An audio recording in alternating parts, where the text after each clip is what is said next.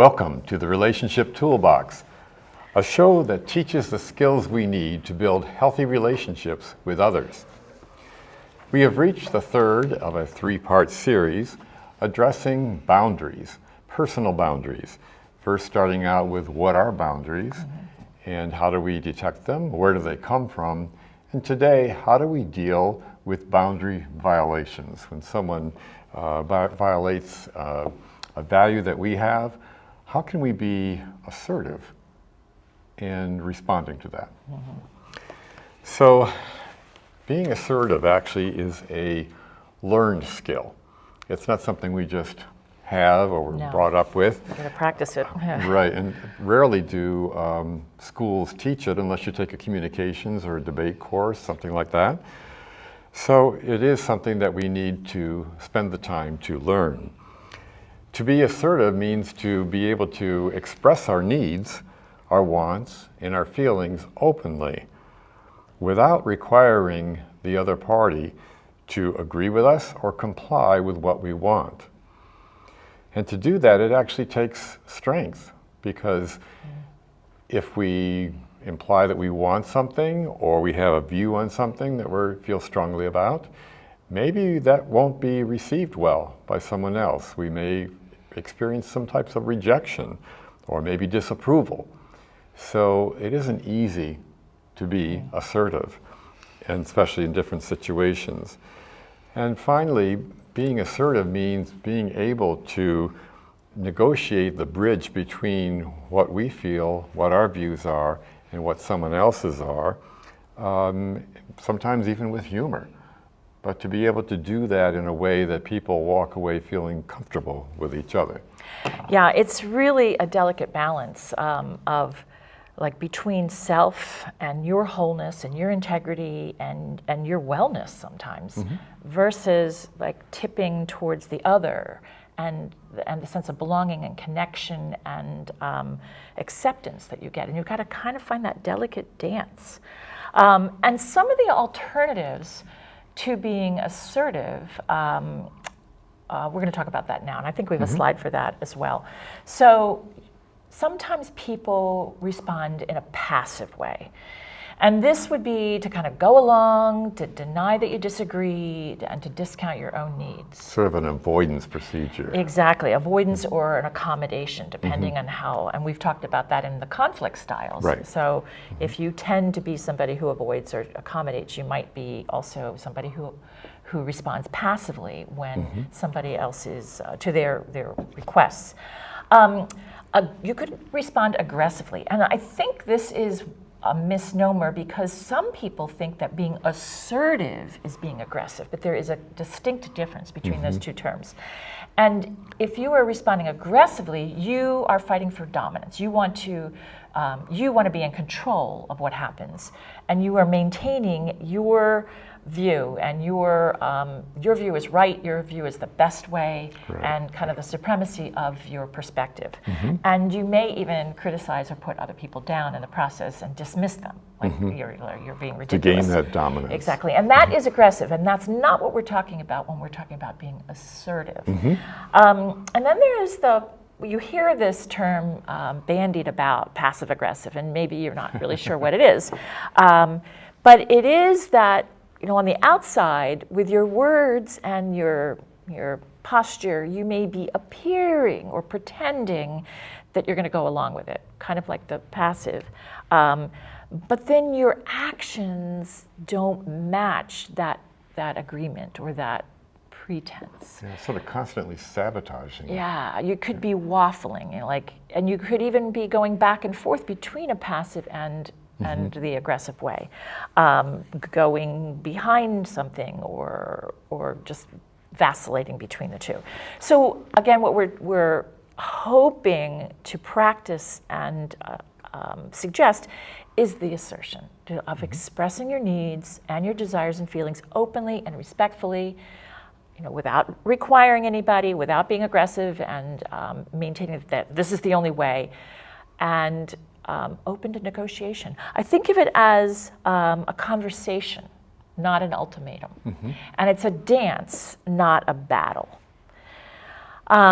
So let's give some examples of what some of the most common challenges might be when we are trying to assert ourselves. And one of them is when we want to say no. That's hard, isn't it? To It is be able hard. to say I am no. like the queen of not being able to say no. But I'm getting better. And so we're talking today about how to be assertive reactively to somebody else's request or need. And then later we're going to talk about how to be proactively assertive. But right now, how do you say no? Some examples could be, your partner, your spouse is saying, I'd really like to invite my best friend. She's going through some rocky, hard times, extricating from a relationship, and she just needs a place to land. So I'd like to invite my friend over indefinitely until she goes through that.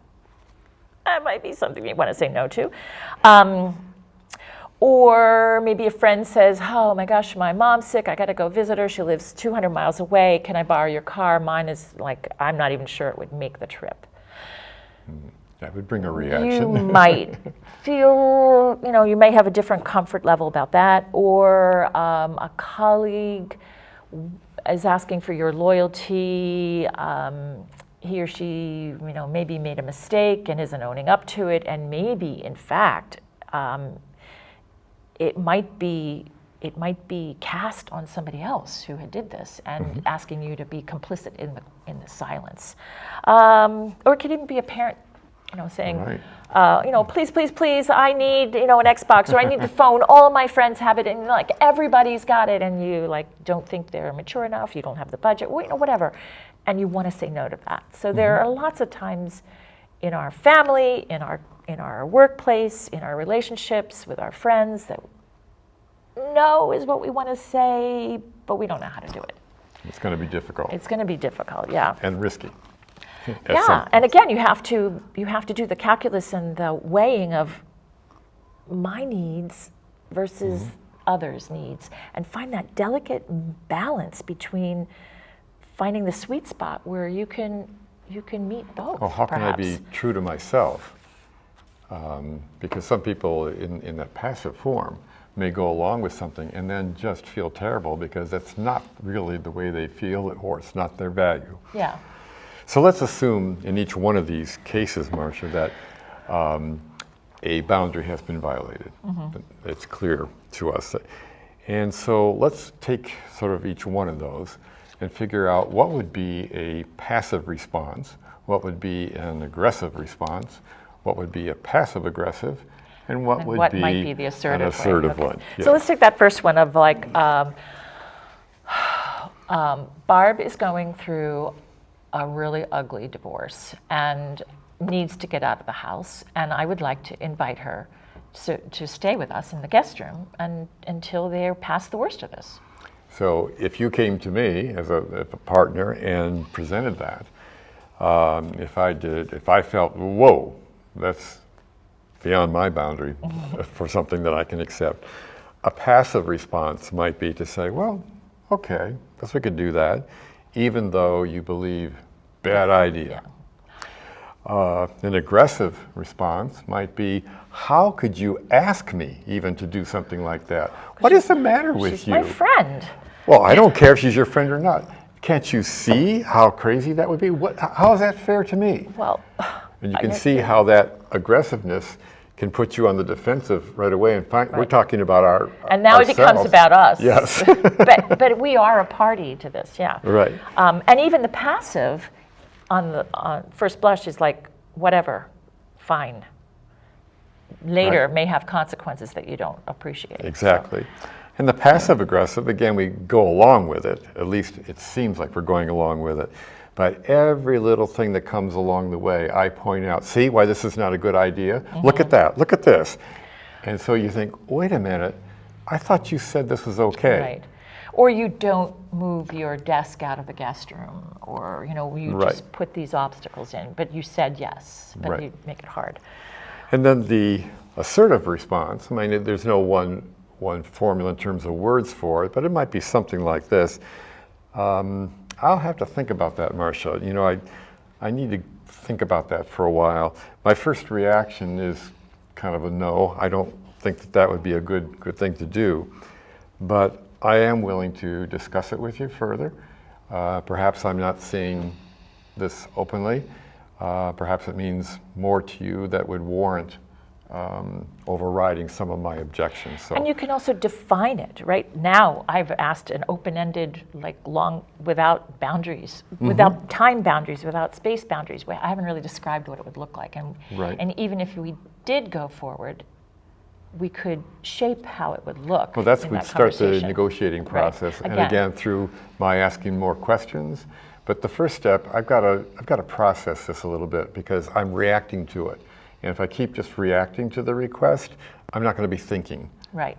And I think that first, I need to think about this, is a really great expansion buffer that we could offer somebody in our reaction. In pause all reaction. of these situations. Right. Take the time to kind that of- you need to process it, think about it, and to slow down the initial reactions that we inevitably By the will time. have. And get away from the black and white, yes or no, all or nothing, and kind of get into that gray, creative thinking, compromise zone. So what about the, I need to borrow your car? That would really strike me, especially if I didn't think the person was very caring about mechanical equipment or was a poor driver. Safety or a mess or how my or car your would come car's back to me. brand new. Yeah. So But this is a friend though too, so it's So again, the debate in my mind would be, oh my gosh, what if I say no, I may lose a friend, so forth. So instead of being assertive, I turn to the passive form and say, okay, I'll do sure. it. And then afterward, keep criticizing myself and beating myself down for why did I do that? So I'm very unhappy with it, which probably would eventually show up in my body language. But I go along. And you can have even internal conflict because you're like, why did I like capitulate and give in again? Or like, why am I not willing to be generous to this friend because of a material possession? I mean, you have this whole It's a tug of internal war. dialogue. Yeah. So a more aggressive response would be again to attack your friend. How could you ask me for something like that? Are you I kidding? can't believe you would do You're that. such a horrible driver, and you're a slob, and Yeah, I've only got like 5,000 miles on this car. And, Exactly. If you took care of your car, you wouldn't be in wouldn't this need such- situation. Ouch. Yeah, that is aggressive.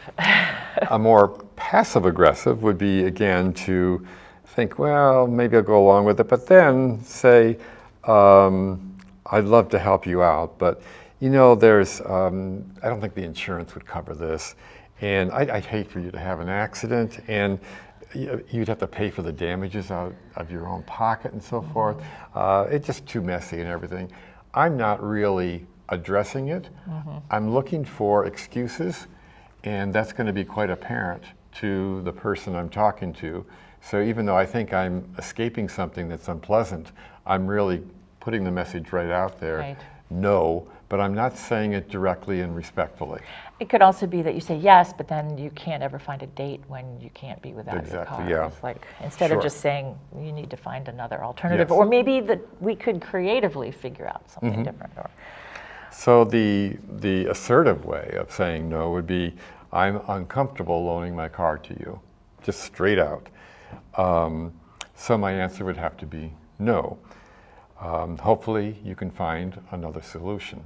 or we could brainstorm another solution, or I Yeah. could contribute to a rental, or have you figured, the train. But the main thing is, too, not to take on someone else's That's true. problem Yeah, when that's- they have crossed that boundary.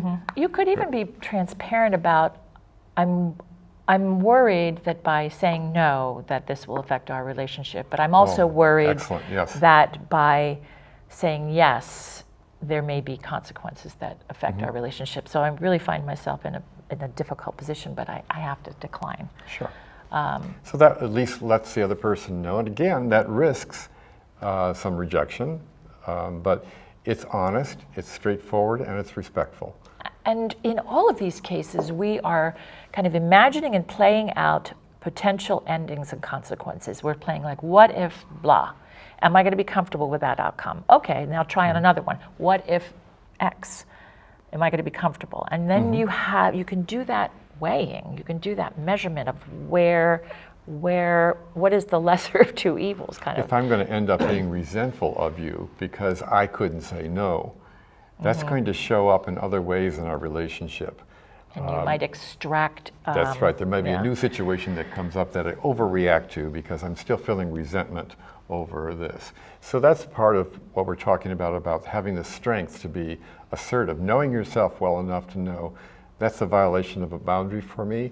How do I say no to that assertively and still respect the other person? And it front loads the conversation about the conflict instead of postponing it, because basically, if you're not happy with the choice that you've made, it does surface, either in retaliation or retribution or paybacks or those uncomfortable feelings have ways of resurfacing. So, all right, so we have a couple of other situations as well. Well, let's take the situation of the colleague at work. Let's suppose that I come to you and say, Marsha, you know, I can't believe I did this, but I'm going to tell you this, but please, you can't tell anybody about it.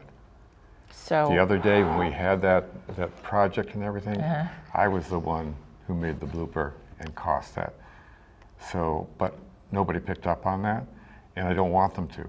So don't say anything, but I wanted you to know. Jeez. So that's a burden to put on me. Puts So, a burden on you, yes. You So know, a I could passive just say, response to that would fine, be? okay, you know, a passive response is like, fine, I don't want to get involved. I'm not going to say a word to anybody. I don't ever, in fact, want to talk about this again. Whereas Sort of out of sight, out of mind, didn't happen, and you know, we'll be okay, I guess. But I'm not really pleased with what you're asking me to do. But I'm going to say that. Okay. So then, aggressive could be like, are you kidding me? There's no way that I'm going to put myself on the line for you.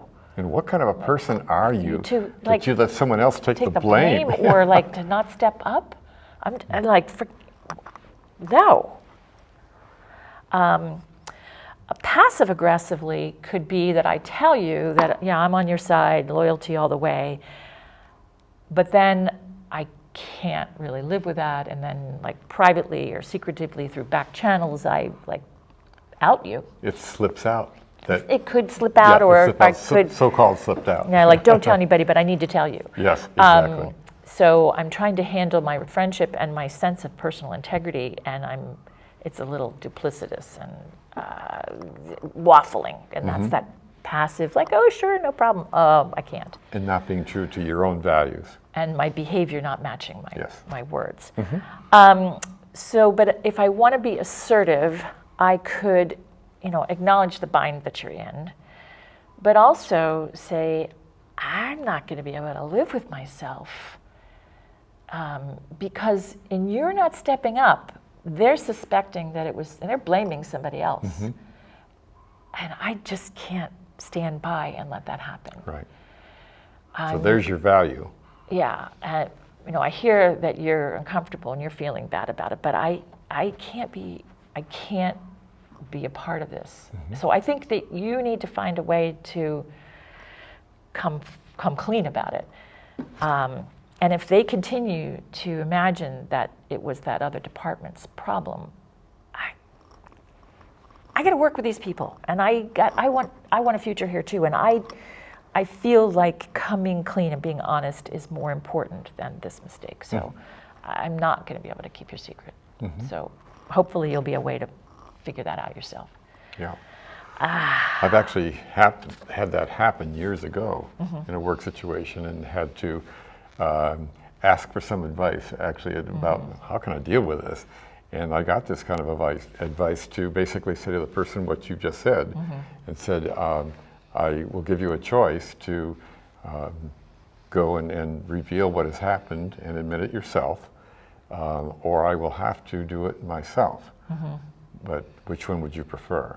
So it still puts them in charge of it, but it lets them know by sharing this with me, you have put me in the position of having to act on Yeah. my values and my boundaries. And this has crossed a boundary for It's me. a loyalty bind. Yes. I found myself in a similar position with confidentiality and somebody really exerting pressure on me to reveal details of something. And I am not able to share this with you.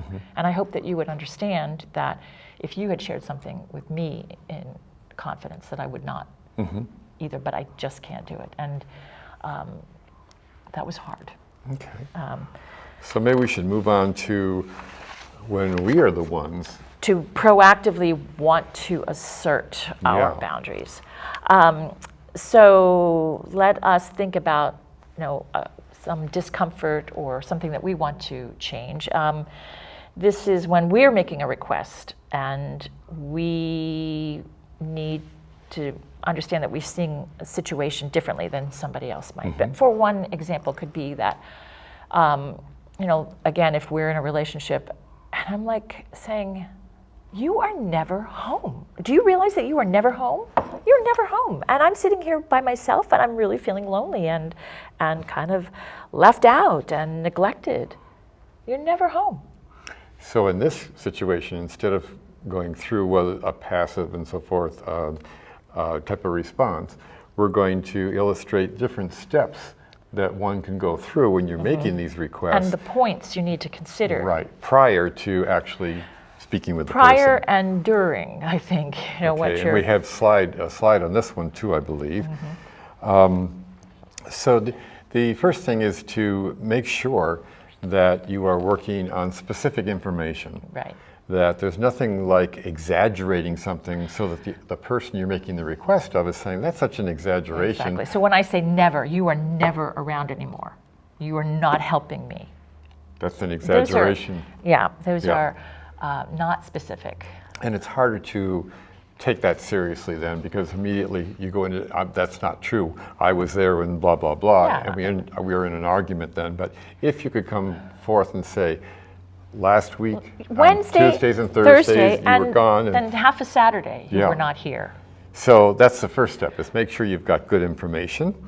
And make sure that you have your emotions regulated, because as you begin, you could almost feel the agitation, which I'm speaking louder, Yes. I'm grasping at things because I can't think properly, which is a normal way to feel. But until we have toned down those emotions, that aggressiveness can come forth to the other person and they begin to go on the defensive. We don't want that, because we want to solve this. So the next thing is to next step is sort of make sure you have some plan in mind. What is it that you would see as a solution to this? Your request or your solution, Your request, and a possible compromise. So have something in mind rather than just leaving it up in the air. Use the language of negotiation. So I might say, can you tell me more about the request? Or and listening becomes a big Yes. part of this as well. would you be willing? Would you consider? Could we compromise with something like, all right, I won't go out on this particular night?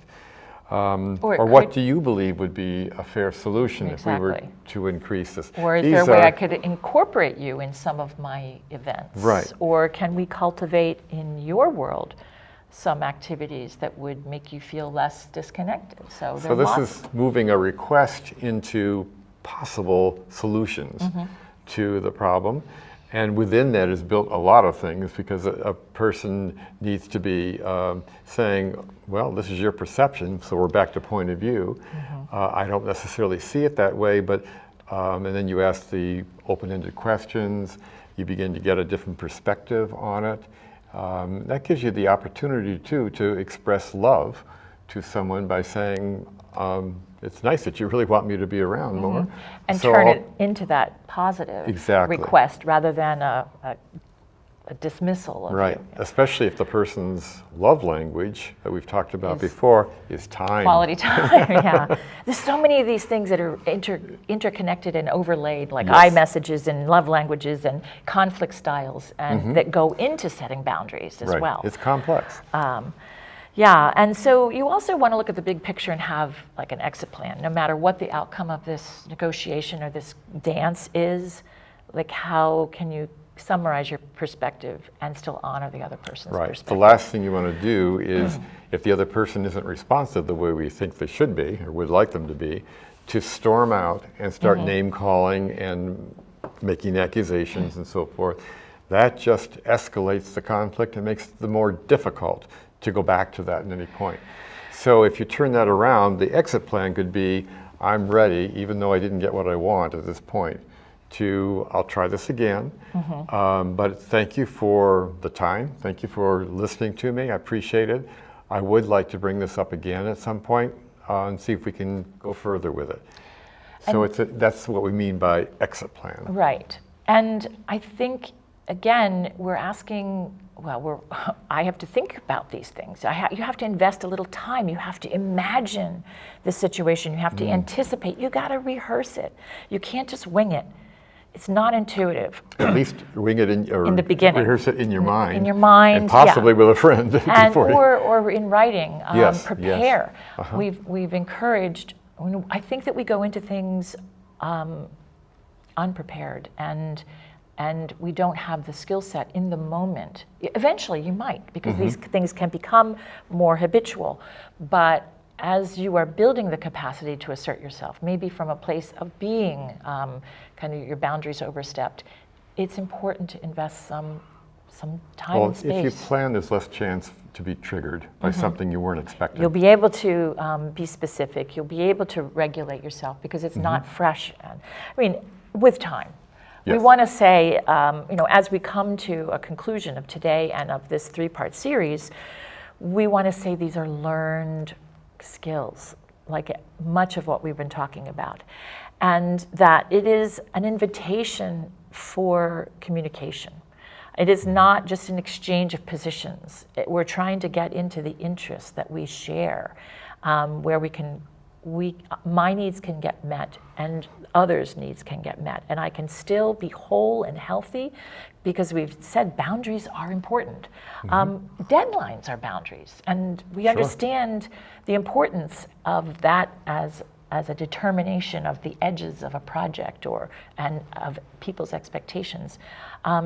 They help us find happiness and health and know where self ends and others begin. And just enjoy a healthier relationship. And assertiveness and the conversation about determining these is not it's a dance rather than a battle. I think particularly when people are unfamiliar with asserting, they feel like it is aggressive, and I told them what I feel. I told them like it was. and, you hear and that? people think that's the end. Yes. Like this is all that this is my line in the sand. But it's really, if you can enter into it as a negotiation, as an invitation, and kind of like a volley, here's what I'm feeling right now. Oh, I'm listening. Oh, so now I see your perspective, and you're back and forth. And whether you're reacting or whether you're asking and setting these boundaries, it is a process. It's not an ultimatum. And it is learned. And sometimes we learn our best from our failures and from the information of how we felt when we weren't able to do this in a way that took care of ourselves. We also have to enter this in a position of acknowledging that both people's perspectives are valid. So sadly, we are at the end of our viewership today, our episode today, but we invite you to come back soon to the Relationship Toolbox.